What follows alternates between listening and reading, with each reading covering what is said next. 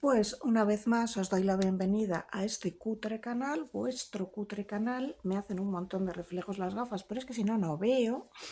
Y como sabéis, ayer se daba la noticia de que Irene Montero iba a ser la candidata a las elecciones generales que esperemos, bueno, en fin, y que lo sorprendente es que era sin primarias, era completamente a dedo, es decir, su marido, que no están casados, pero su compañero, padre de sus hijos, pues ha decidido que es ella y ya está, y punto.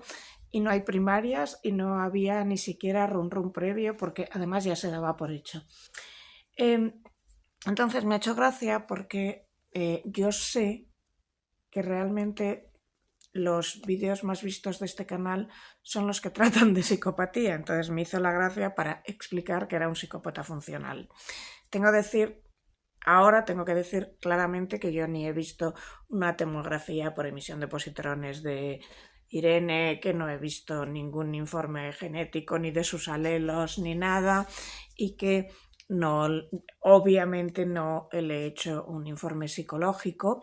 Entonces, cuando yo afirmo que es una psicópata funcional, no estoy haciendo un diagnóstico, quiero que quede claro. Tampoco identificar a alguien como un psicópata es una diagnosis. ¿Qué quiero decir con esto? Que como la psicopatía no es una enfermedad, sería una identificación, no una diagnosis. Lo mismo sucede, por ejemplo, con alguien que sea autista. Sería una identificación porque es una condición, no es algo que se cure, es simplemente una persona distinta. Si es un autismo de altísimo espectro, pues ahí sí tiene una serie de problemas, pero si es lo que antes se llamaba Asperger, que ahora se llama autismo funcional, pues simplemente le estás identificando. Puedes ayudarle a navegar por la vida y a mejorar, pero no es una persona enferma. Una persona con por ejemplo, TDAH, según lo profundo que sea, es decir, sus manifestaciones, pero ahí hay mucha discusión sobre si es una condición, que lo es, o si es un caso clínico. Pero bueno, no nos vayamos por las ramas. En el caso de la psicopatía, identificarías, no diagnosticarías, porque no es una enfermedad, es una condición. Entonces, antes de ello voy a hablar de un tema que son las mujeres en el deporte femenino, que os parecerá que no tiene nada que ver con lo que os voy a contar, pero sí que tiene que ver, vais a ver. En los últimos días ha habido 4 en 3 días, que han decidido que frenaban un campeonato, que han sido las siguientes. Estas 4 mujeres han sido Stephanie Turner en esgrima, Abigail Wilson en golf, Deta Hedman en dardos y Lynn Pinches en billar. Tengo que explicar una cosa, decís, guau, que en un campeonato de dardos una tía abandone, claro, en España o probablemente en Latinoamérica, pero es que en el Reino Unido hay gente que se dedica profesionalmente a esto, se gana mucho dinero. Billar, lo mismo. Si habéis visto en la película El Buscavidas de Paul Newman, hay gente que se dedica profesionalmente a jugar el billar y gana una pasta. Los golfistas que os voy a contar. Golfistas se gana mucho dinero. Y la última que iba a decir, ¿cuál era? Era esgrima. Mira, esgrima es donde menos se gana. Si habéis visto la película Challengers, que a mí me encantó, por cierto, pues allí los tenistas se dedican profesionalmente. Incluso si no eres el más alto, puedes ganar mucho dinero compitiendo. Entonces, ¿qué sucede? Que estas 4 personas, cuando se plantan estas 4 mujeres y dicen yo no compito, se arriesgan a que se las eche no solo de ese torneo, sino que se las eche de todos los torneos. Ponen en juego su modo de vida. Son auténticas heroínas. Pero ¿qué sucedió? Que cuando esto empezó a pasar, cuando se dijo, bueno, es que aquí el que se autoidentifica mujer ya es mujer, ya se advirtió que esto podía pasar. Y claro, empezó un goteo, poquito a poco, porque decían, bueno, ¿quién se va a aprovechar para hacer esto? Pues todo el mundo. Entonces, ahora mismo se han perdido tantos títulos de tíos jetas que dicen, buah, yo soy el número 500 en natación, pero puedo colocarme el número 1. ¿Qué ha sucedido, por ejemplo, en billar? Que los 2 últimos contrincantes, los dos son hombres, que se dejen el pelo largo y se pongan un poco de hormonas, siguen siendo hombres.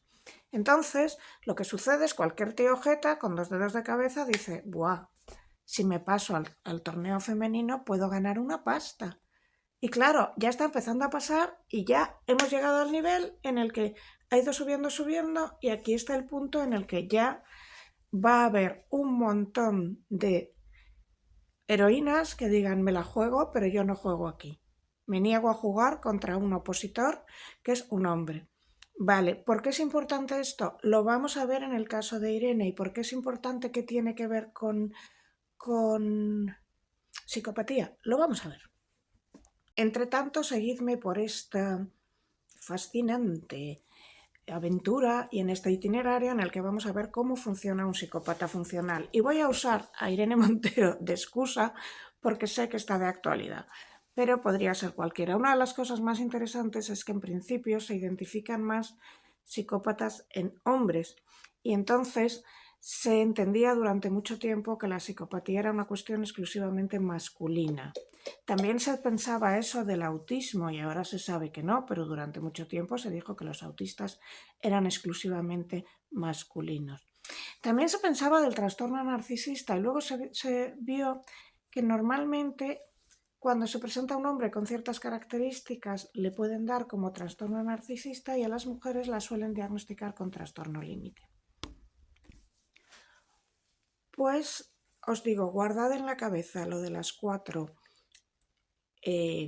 deportistas que en 3 días se la han jugado y han dicho que no juegan más y que probablemente van a iniciar una tendencia en la que un montón de mujeres van a dejar de jugar y van a empezar a presionar para que ya no se puedan meter jetas, que es lo que son, transjetas es lo que son en sus deportes, pero para que esto haya pasado ha tenido que haber 1000 competiciones en las que ha ganado un transjeta y en las que alguien ha perdido mucho. La más famosa fue la de Lia Thomas, que como recordaréis, Lia Thomas ganó el campeonato universitario de Estados Unidos, lo que resultó que Riley Gaines perdiera, pero es que llegaron a la vez, pero le pusieron a Lia porque en aquel momento hacía falta. Y sobre todo, por lo duro fue que las chicas que competían en ese equipo tenían que cambiarse con alguien autoidentificado mujer, pero biológicamente un hombre de 1,90 m con una dotación genital muy grande. ¿Por qué lo sabemos? Porque cuando se ponía el bañador se notaba. No se la intentaba hacer lo que se llama un tucking, esconderla, pero debía ser muy grande y no podía. Y entonces, claro, imagínate tener que compartir el baño con una persona de 1,90 m con una dotación genital grande, era tan desagradable que había chicas que se iban a los cuartos de escobas. Muchas de ellas fueron tratadas después por estrés postraumático. Riley Gaines se ha convertido después en una de las más fervientes defensoras de Trump por toda esta historia. El otro día Stephanie Turner, la esgrimista que dijo aquí paro, dijo que ya era demócrata, pero que después de esto votó republicano. Guardadlo esto en la cabeza aunque creáis que no tiene que ver. Lo primero que tenemos que saber es qué es un psicópata funcional.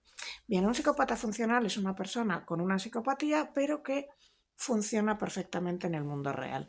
Y para eso es muy importante un doctor, un neurólogo que se llama James Fallon, que escribió un libro que se llama, creo que, The Psychopath Inside.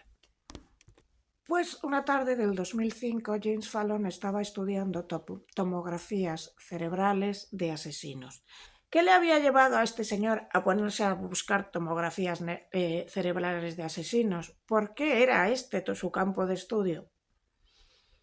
A mí me parece que cuando alguien se dedica a evaluar asesinos, por algo será. Pero en cualquier caso, su campo de estudio como neurocientífico, como neurólogo en su caso, eran los asesinos. Estaba buscando si había algo en particular en sus escáneres cerebrales que los diferenciara del resto. Por otra parte, tenía tomografías de su familia, porque en su familia había no sé qué riesgo de Alzheimer o patatín, no recuerdo, realmente no lo recuerdo, y tenía a su vez, les había sacado escáneres a toda su familia. Entonces tenía aquí las de los asesinos y aquí las de la familia. No tenían nombre. Lo que estaba buscando era algo que diferenciara a los asesinos del resto. Y lo que se veía en las tomografías por emisión de positrones era que había muy baja actividad en ciertas áreas de los lóbulos temporal y frontal. Es decir, en las áreas relacionadas con los valores morales, con la empatía y con el autocontrol. Entonces, cuando ha visto que efectivamente o sea, primero tienes grupo de los asesinos, gente que está en la cárcel por matar a alguien. Grupo de control, random, que les han hecho análisis. Y vas viendo que los asesinos muestran en la tomografía por emisión de positrones una baja intensidad en las áreas que he dicho. Vale, él deja claro, pues de esto se concluye tras mis estudios que es que mira, los asesinos psicopáticos muestran esto. Muy bien, entonces se pone a ver los de su familia, que no tienen nombre. Hay 10 personas de su familia. Y sale una y dice, buah, nos hemos equivocado, este es del grupo de los asesinos. Y le dicen, no, es la suya. ¿Cómo va a ser la mía? Entonces le llama a su mujer y le dice, oye, que me ha pasado esto, que resulta que la mía, mi tomografía por emisión de positrones, sale igual que la de los asesinos. Y su mujer le dice, claro, no me sorprende. Entonces James Fallon empezó a notar ciertas cosas de sí mismo, que su mujer ya había notado, que era muy frío por una parte, o sea, no se afectaba por su hijo se ponía enfermo, su mujer se ponía histérica, pero él cogía, metía al niño en el coche, conducía y lo llevaba al hospital, que le gustaba mucho el riesgo, que le gustaban los deportes de riesgo, que disfrutaba en cuestiones de riesgo y empezó a notar que efectivamente tenía una personalidad muy psicopática, pero que el rasgo definitorio entre él y los asesinos que estaban en la cárcel y cuyas tomografías por emisión de positrones él había comparado era que él había tenido una niñez feliz y protegida. Entonces, todos estos rasgos no le convertían en un asesino, le convertían a alguien muy bueno en su trabajo porque era muy frío, porque sabía trepar, etc. En muchas ocasiones se dice que no hay mujeres psicópatas y que hay muy pocas mujeres psicópatas. Pero tengo que decir una cosa, el propio James Fallon, aunque reconoce que hay menos mujeres psicópatas, explican que por razones genéticas, ya que los cromosomas X e Y contienen genes diferentes, hay menos mujeres psicópatas, pero que más allá de eso, estamos empezando a ver comportamientos clásicos de manipulación femeninos como verdaderamente psicopáticas y que en mujeres las psicópatas mujeres tienden a reclutar y a manipular a personas débiles, generalmente a personas que están muy indignadas y que han perdido cosas y manipulan a su alrededor, de forma que el comportamiento psicopático en mujeres es manipulador y el comportamiento psicopático en hombres es más agresivo. Esto lo explica el propio James Fallon.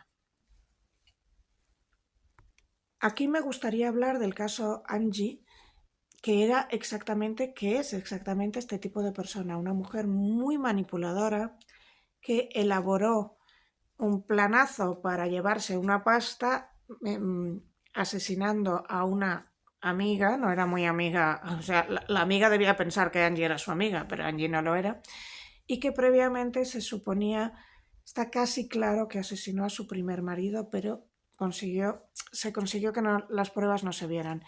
Y hace poco, desde la cárcel, había organizado otro asesinato. Y es una mujer monísima, bellísima, guapísima, que nadie imaginaba esto. Pero ¿cómo funcionaba? Desde la manipulación. Si veis el caso de Ana Julia Quesada, también había funcionado desde la manipulación.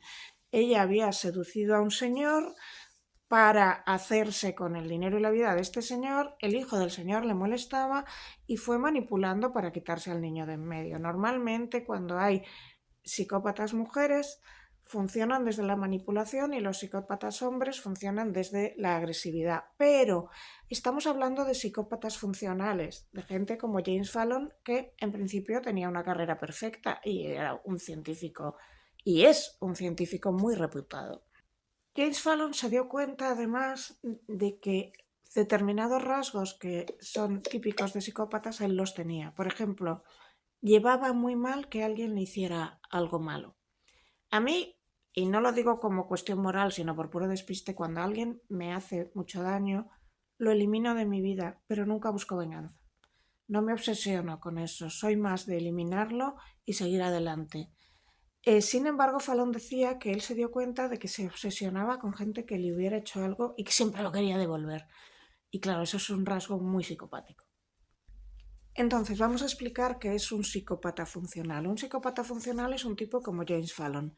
Es alguien que puede funcionar muy bien como abogado, muy bien como persona que lleva bolsa, muy bien como militar, muy bien como cualquier profesión que necesita que seas frío y que tengas muy poca empatía. Yo conozco a una abogada personalmente que sé que es psicopática y un día, medio en broma, me lo admitió. Esta señora lleva casos, es penalista y lleva casos de criminales muy chungos y siempre lo acepta, y no es de estas que dicen no. Ella lo acepta y defiende a gente que sabe que es peligrosa, porque alguien tiene que hacerlo, porque todo el mundo tiene derecho a la defensa. Y es muy hábil en conseguir sacarlos de la cárcel. Y ella un día me admitió, sí, yo me he dado cuenta de que yo tengo rasgos psicopáticos. Imagínate un jefe de personal que puede despedir a una chica embarazada. Tiene que despedir a X gente y sabe que esta tía la deja tirada. A él le da igual si tiene rasgos psicopáticos. Imagínate una persona que va a poner en mercado unas acciones que son activos tóxicos y él lo sabe. Esta persona tiene rasgos psicopáticos.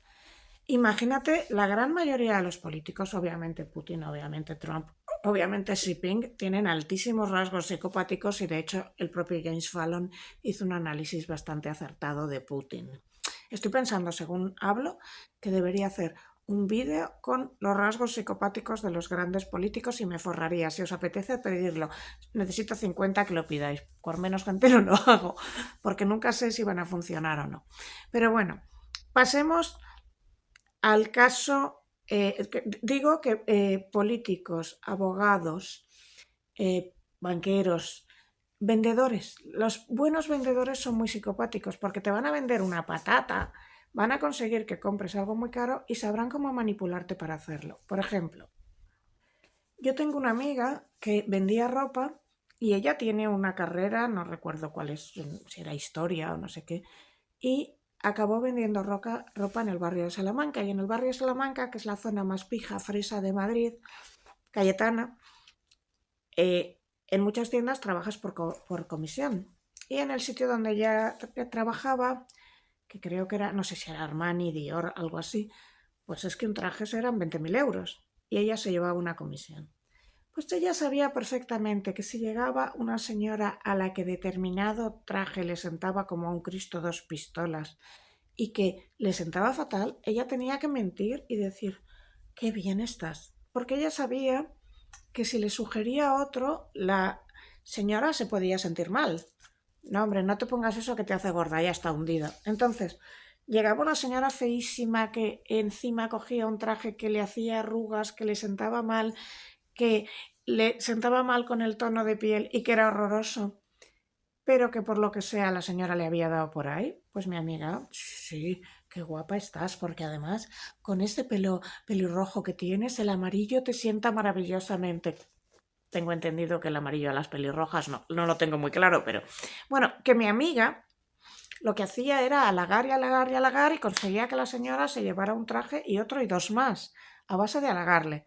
¿A ella le importaba un comino que esa señora se fuera con un traje que daba pena verla, lleno de faralaes? No, le importaba un comino.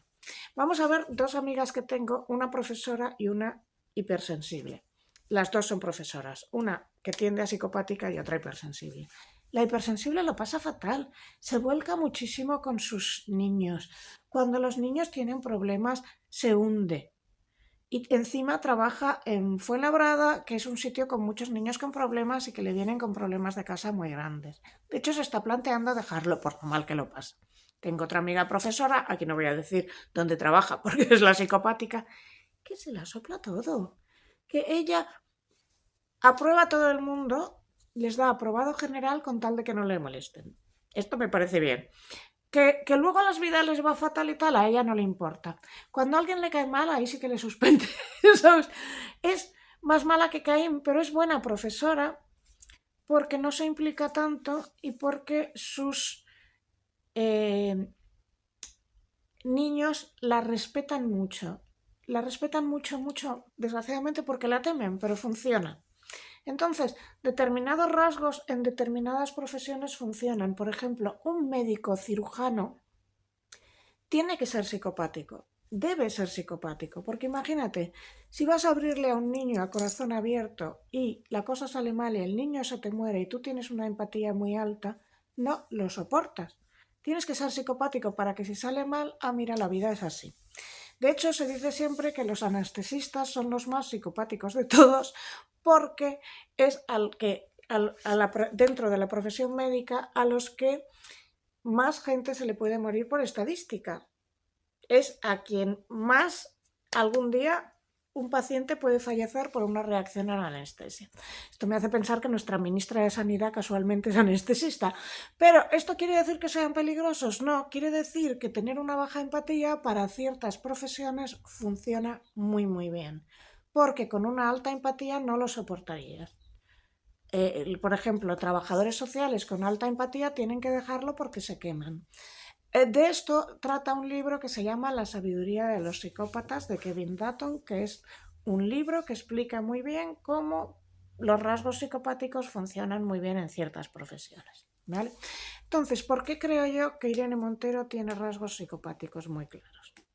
Vamos a ir viendo. ¿No la aguanto y no la soporto porque me hizo la vida imposible? Por supuesto, claro. Es decir, vas a decir, es que estás obsesionada con ella. Obsesionada no estoy, pero que me jodió esta mujer mucho la vida, sí. Por eso la he elegido a ella y no la he elegido a Putin para explicarlo, ¿no? Y también porque hoy ella es noticia y Putin es noticia siempre. Empecemos porque es una persona con una estructura relacional un poco sospechosa. Ella tiene 4 novios que se hayan conocido. Uno es Juanma del Olmo, el otro es Rafa Mayoral, el otro es Sergio Pascual y finalmente Pablo Iglesias. Todos dentro de la misma organización, Podemos. Imagina, y todos dentro de la cúpula de Podemos. No sé si trabajas, algunos que me veáis, trabajáis en una multinacional en la que trabajen, no sé, 200 personas. Imaginad a una chica que haya tenido relaciones con 4 personas de la directiva, uno detrás de otro. Por ejemplo, cuando yo trabajaba en la FNAC, lo que se llamaban cadres, los cuadros más altos, pues eran 12, creo. Que yo me hubiera liado a 4. Es que estadísticamente era difícil. Que ella se liara a 4 dentro del círculo más alto, estadísticamente era difícil, pero lo hizo y fue de uno a otro. Curiosamente, Juanma del Olmo era la mano derecha de Iglesias y se le consideraba, voy a explicarlo un poco mejor lo que es que le consideraba. Lo he ido a buscar para que no me digan yo lo digo, lo dice el perfil que escribió Álvaro Carvajal, un periodista, que Juanma del Olmo era el experto en trabajos sucios de Podemos, la mano derecha de Pablo Iglesias y el director de estrategia y comunicación. Nada en Podemos, decían en el 2020, se mueve sin que él lo sepa. Y esta máxima se repetía en todos los que estaban alrededor. Desde que entró a formar parte del círculo más estrecho de Pablo Iglesias, era el encargado de ejecutar los, comillas, trabajos sucios para Pablo Iglesias y acabó imputado ante las sospechas de irregularidades en la financiación de Podemos y de la caja B de Podemos, en el caso Neurona. Todo aquello se quedó en agua de borrajas y los de Podemos dijeron lawfare, pero realmente había cosas en la financiación de Podemos que si no se llegó a demostrar que eran delictivas, sí que al menos eran irregulares y cuanto menos poco éticas. Bueno, el caso es que llega una chica que va liándose a 4 personas en el círculo y va subiendo de uno a uno hasta que llega al más alto. Cuando llega al más alto, este hombre tiene otra relación con Tania, recordemos. No era precisamente el hombre más fiel del mundo, esto ya lo ha explicado Lola Sánchez Caldentey, tenía una novia visible, Tania, y otras cuantas, que después se supieron, pues porque, por ejemplo, con Dina Busselham se supo que aquello había pasado porque a Dina le roban un teléfono, el teléfono contiene unas imágenes explícitas, las imágenes explícitas se las intenta vender a alguien al semanario Interview, el semanario Interview llama a Pablo Iglesias y Pablo Iglesias se queda con las imágenes. Todo el mundo entiende que si le llama a Pablo Iglesias es que en esas imágenes explícitas aparece él. blanco y en botella. Y bueno, pues entonces lo que era un rumor se confirmó, que es decir, que mientras que estuvo con Tania, estuvo también con Dina. Bueno, el caso es que Irene le conoce, él tiene una relación paralela entre Tania, las otras, e Irene, y finalmente deja a Tania por Irene. Y aquí es cuando aparece algo muy llamativo que todos recordaréis. Cuando Irene pasa a ser la portavoz de Podemos y se sienta en el Congreso de los Diputados al lado de su novio, a Tania la relegan al gallinero, mucho más atrás.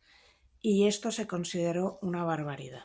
Bueno, pues aquí vemos que esta chica, su sistema relacional parece que es interesado, cuando menos. No quiero utilizar otras palabras técnicas para no entrar en líos, pero desde luego se ve un patrón de que va relacionándose con gente de la que puede obtener un beneficio y cuando llega a lo más alto no siente la más mínima empatía por, digamos, la reina destronada, ni un sentimiento de sororidad, ni mucho menos de culpa. La gran mayoría de las mujeres no psicopáticas nos sentiríamos muy mal, yo me sentiría muy mal, si alguien dejara a otra mujer por mí y si yo viera que esa mujer sufría. De hecho, yo creo que nunca ha pasado y cuando han dejado a otra por mí es que no me habían dicho que estaba con otra, sencillamente, me he enterado después. Pero yo en principio nunca tengo relaciones con gente que tenga otra pareja. Para poder hacerlo necesitas ser muy fría, desde luego, y tener muy pocos remordimientos. Digamos que cuando ella sigue avanzando, consigue subir y entra en el Ministerio de Igualdad. Y aquí es donde vengo a traer a colación el tema de los deportes. Ella viene obsesionada con meter la ley trans, de la cual ya se le advierte por todos los lados posibles que iba a traer problemas en el deporte femenino y en los espacios seguros femeninos, tal y como está sucediendo. Le da igual. Es decir, como al principio las afectadas son pocas, porque eso va subiendo en progresión, pues no pasa nada. Claro, ahora cuando empieza a haber muchísimas afectadas, es cuando la cosa se va yendo de madre, cuando esto empieza a ser un clamor en Estados Unidos y pronto llegar aquí, cuando empieza a haber muchas afectadas de mujeres que han sido agredidas por sus parejas y descubren cuando llegan a los Mossos de Escuadra que, la pareja masculina se ha autoidentificado como mujer y empieza a ser un problema, pero ¿a ella le importa? No. ¿Cuándo se ve claramente que no tiene ninguna empatía? Cuando ella presenta la ley del sí es sí y le llaman de todos lados. Es decir, contraborrado le escribe una carta. Yo esa carta me uní a las firmas. Asociaciones de jueces, asociaciones de fiscales y asociaciones de juristas llaman todos y escriben al Ministerio de Igualdad a advertirle que esa ley tiene una brecha legal a partir de la cual redundará en que se bajen condenas a agresores sexuales y a violadores, que se reduzcan y que algunos incluso lleguen a la calle. Desde la implementación de la Ley Orgánica de Garantía Integral de Libertad, conocida como Ley SI, en 2000, desde que se implantó en el 22 hasta el 23, es decir, en un solo año, hubo 1.205 reducciones de condena y 121 escarceladores. Pero esto ha continuado, ha habido un goteo. Es decir, que ahora debemos, porque lo más reciente ha sido uno de la manada, 2 al menos integrantes de la manada han visto reducirse en condena. Si en un solo año han sido 1.205 reducciones de condena y 121 escarcelaciones, podemos suponer que ahora mismo habrá entre 2.000 reducciones de condena y unas 200 escarcelaciones de agresores sexuales. Es decir, a 200 les han puesto en libertad. ¿Por qué no lo sabemos exactamente? Porque el Consejo General del Poder Judicial no quiere dar los datos, ya que esto ha sido probablemente el mayor escándalo en España en lo que se refiere a la libertad sexual, porque, repito, había sido advertida. Se le habían mandado un montón de cartas. ¿Cómo se nota que ella no es una psicópata? Cualquier otra mujer piensa lo que le está haciendo a las víctimas y se muere. Sobre todo cuando se ve que de esta ley se han beneficiado los integrantes de la agresión sexual que se llamó la violinización de la manada, y que ese fue el caso que llevó a que Irene Montero se autoproclamara ministra de Igualdad. Es decir, ella se autoidentificó como feminista y hizo de ese caso su bandera. Y resulta que a esos agresores les han reducido condena. Ella decía que la condena que le habían puesto era muy pequeña. Bueno, pues se la han reducido todavía más. Cualquier mujer que tuviera empatía no lo soportaría. Tendría una depresión, que se moriría y hubiera dimitido. Ella insistió en que no, y que no, y que no, y aguantó toda la legislatura.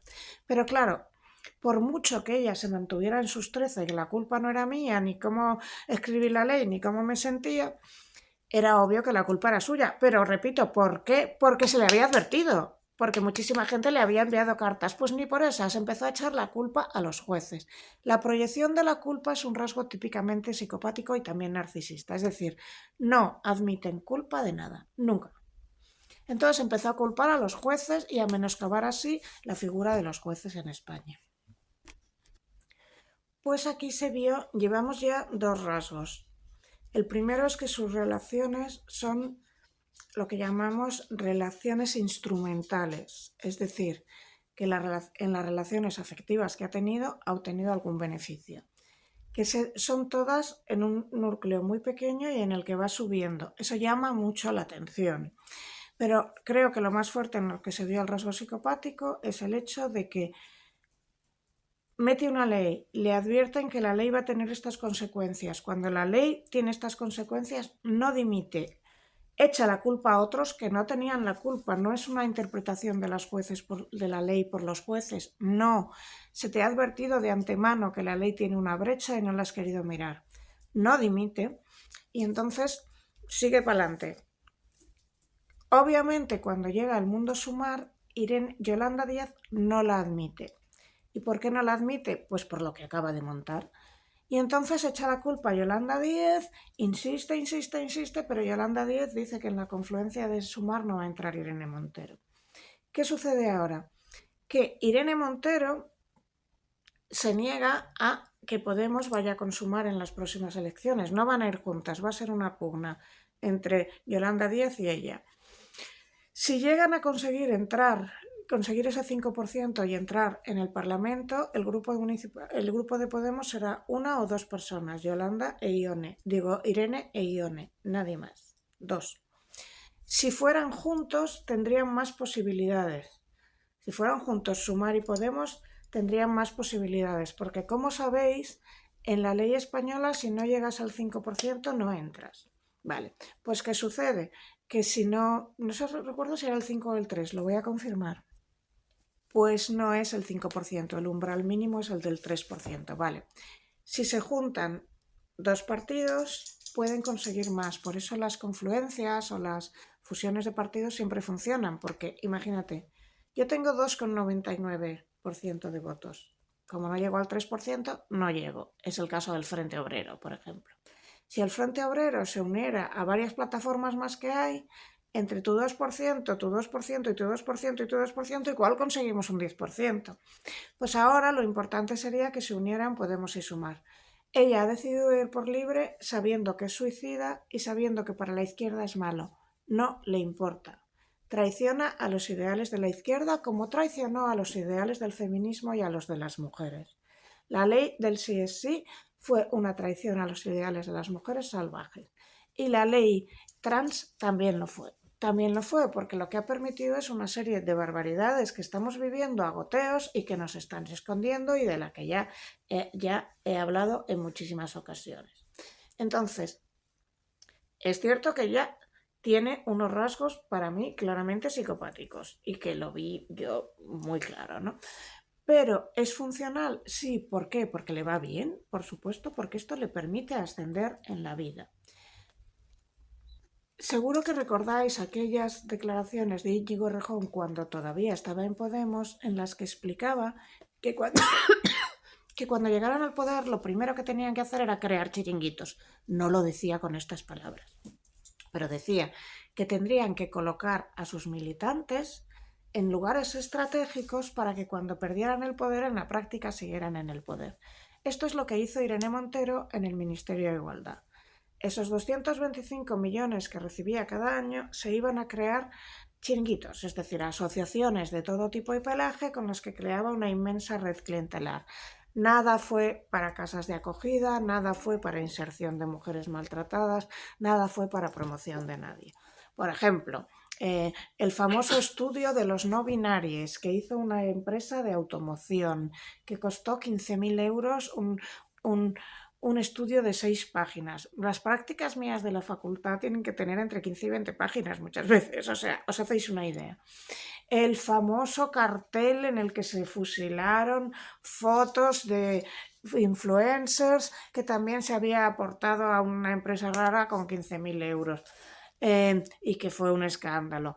Los monólogos cómicos que se pagaban, monólogos cómicos amigas suyas, las chiqui parties, las chiqui fiestas, los perreos, ya hablé de eso en otro vídeo, de cómo todo ese dinero se fue a sitios rarísimos y claro, así creó una red clientelar muy grande que la votarán cuando salga.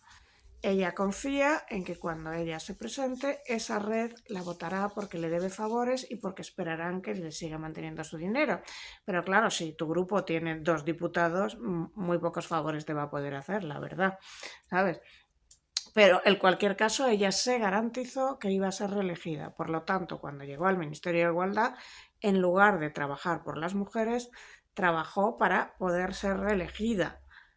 Trabajó para crear una red clientelar y hizo una ley que destrozó a las mujeres, que revictimizó a las víctimas, y otra ley que nos pone a muchas mujeres en peligro. ¿Le importaba el feminismo? Nada. En realidad estaba haciendo uso del feminismo para sus cuestiones personales. ¿Por qué sacó esas leyes? Pues nunca lo sabremos. Básicamente, el desastre de la ley del sí es porque ella no sabe de leyes, le confió para hacerlo en sus chiringuitos y sus amigos que tampoco sabían y así fue el desastre. Y el desastre de la ley sí es porque venía impuesta desde Argentina y allí tenían en Argentina muchísimos intereses, porque Argentina es uno de los polos biotecnológicos más grandes del mundo y por eso tenían mucho interés en sacar una ley, la ley trans, que beneficia sobre todo a las empresas farmacéuticas. ¿Por qué beneficia a las empresas farmacéuticas? Pues porque si tú facilitas la hormonación de menores, van a ser clientes de la empresa farmacéutica el resto de su vida, porque si a un niño le bloqueas la pubertad va a necesitar terapia hormonal de reemplazo el resto de su vida, 60 años a 200 o 300 euros al año.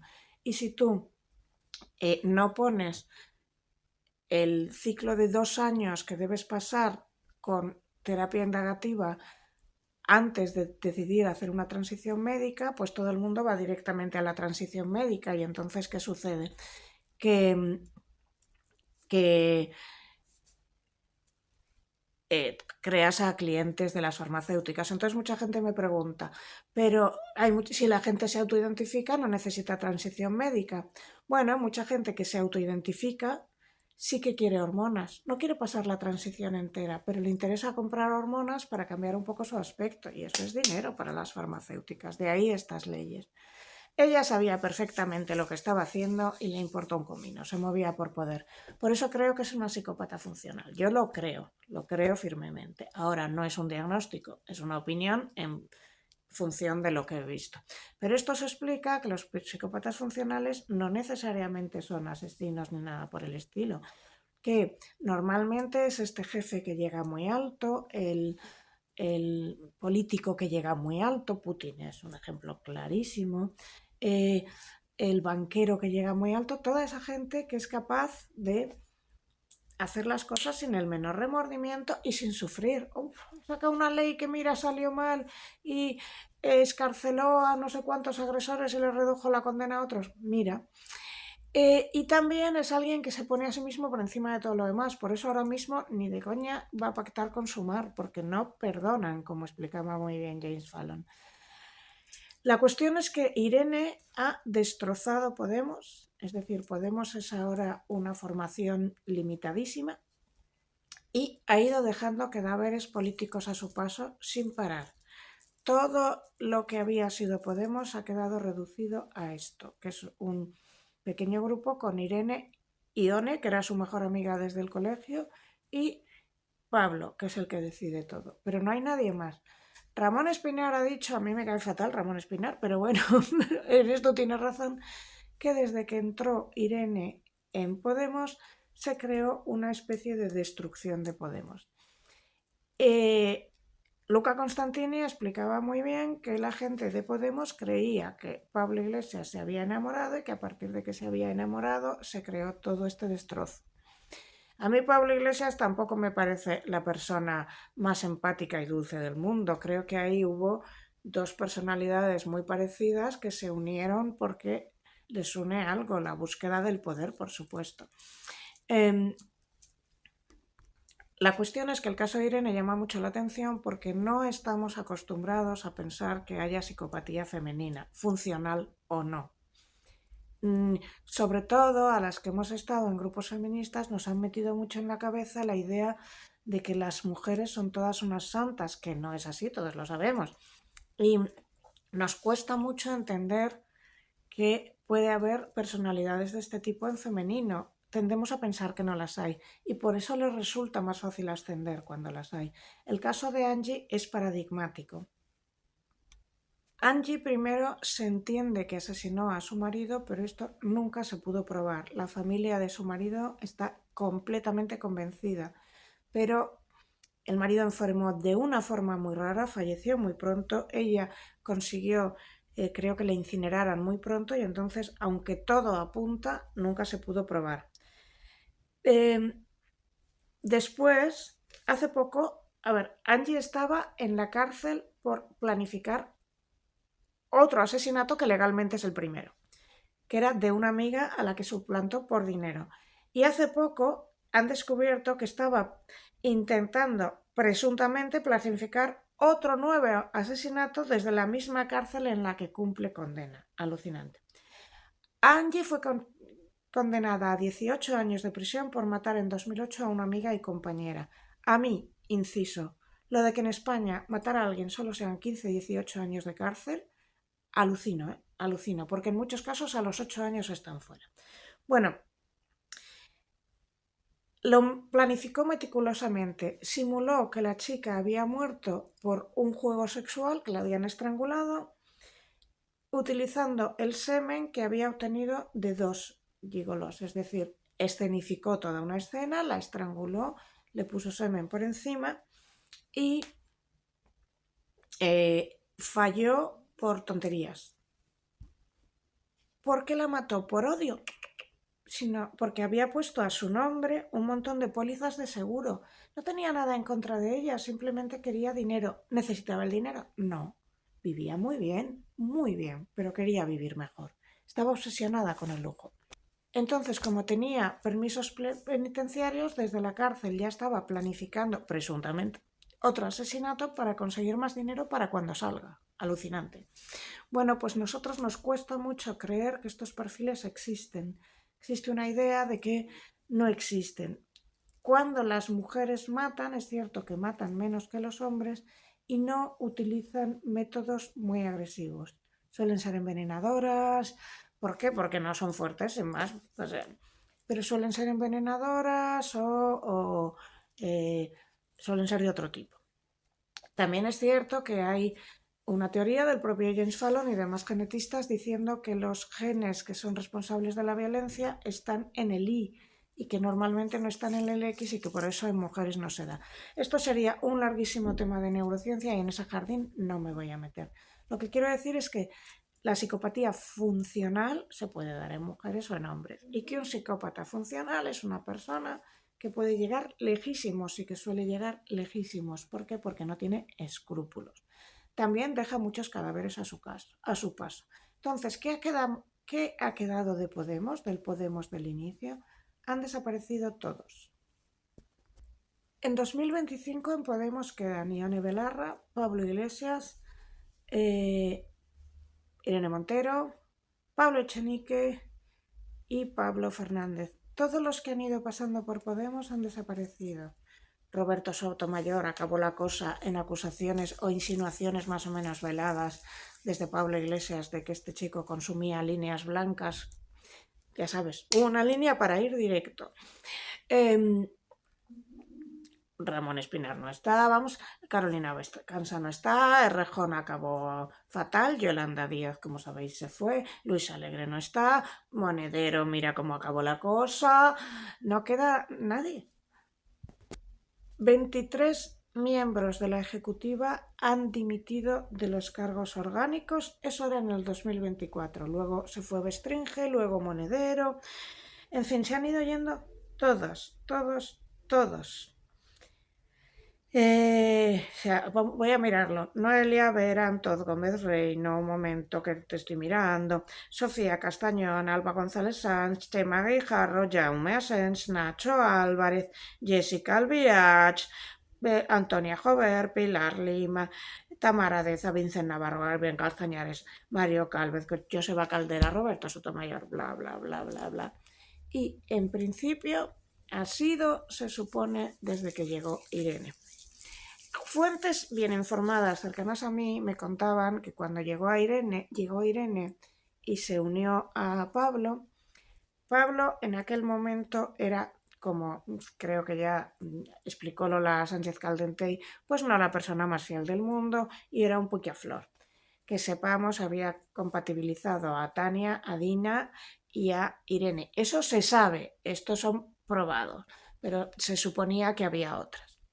Cuando llega Irene, le da a Pablo algo que no le daba ninguna. Se convierte en su mano derecha. Tania tenía vida independiente, Dina tenía vida independiente y en otra que estoy pensando que no se puede decir porque aunque lo sabemos todo, no se ha probado, tenía también vida independiente. Irene se vuelca en él. Me han contado periodistas que fueron a entrevistar a Pablo en aquel momento que todo pasaba por Irene y que Irene lo tenía todo organizadísimo, que era como obsesiva compulsiva de la organización y decía, bueno, vamos a llegar a las 2:15, Pablo estará sentado en la izquierda, estas son las preguntas que les puedes hacer, tú te tienes que colocar aquí.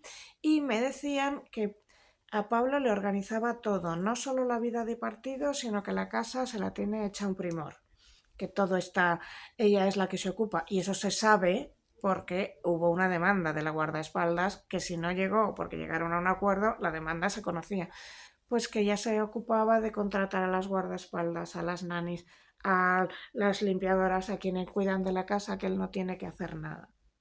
Entonces él encontró una mujer que se ocupó constantemente de su vida, que le organizaba el partido, la casa, los niños, todo, y él solamente tenía que leer sus libros. Eso es lo que dicen. Realmente le pega mucho porque él tiene un perfil muy dependiente.